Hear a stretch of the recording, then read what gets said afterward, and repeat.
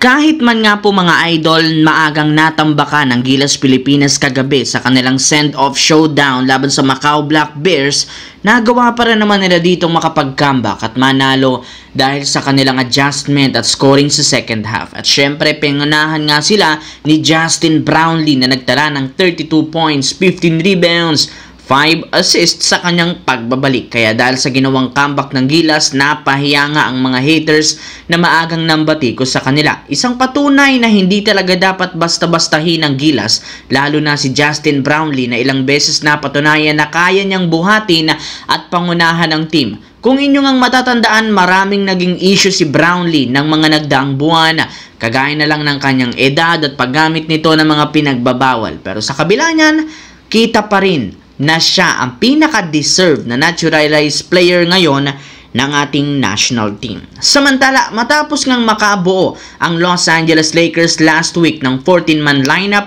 sa pagkuha ng mga bagong player sa buyout market, nagsisimula na naman ngang gumalaw ang kanilang front office. Sa katunayan, nagpapirma nga sila ng mga training camp contract sa kanilang mga bagong player na sina RJ Davis, Eric Dixon, Arthur Kaluma at si Augustus Marciuliones. Bali, posible sa kanilang apat manggaling ang huling tatlong player na magiging parte ng official lineup. Pero makumpletuhan sa hindi ang roster, inamin ni Coach JJ Redick, ready na ang kanyang rotation. Sapat na rin naman ang mga bagong key player para makapalag sa loaded na team sa West. Kaya dahil dyan, mas nakatutok talaga sila ngayon sa pagpapapirma ng mga extension ng kanilang mga star player kagaya ni Luka Doncic na inasahang pipirma sa mga susunod na araw sa kanyang contract extension sa Los Angeles Lakers. Sa kabilang banda naman, simula nga po nang mag-umpisa ang off-season, naging malaking usapan ngayon sa social media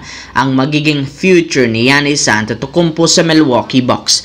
Ito na rin naman ang mismo ang nagsabi ayaw niyang manatili sa isang team walang kakayahan na maging competitive sa championship. Pero sa isang iglap, bigla nga pong naglaho na nahimik ang ganitong klaseng usapin at ayon sa isang analyst, ang mismong dahilan ang pagkawala ng trade rumors ni Giannis dahil pinili nga nitong manatili sa Milwaukee Bucks imbis na mag-request ng trade.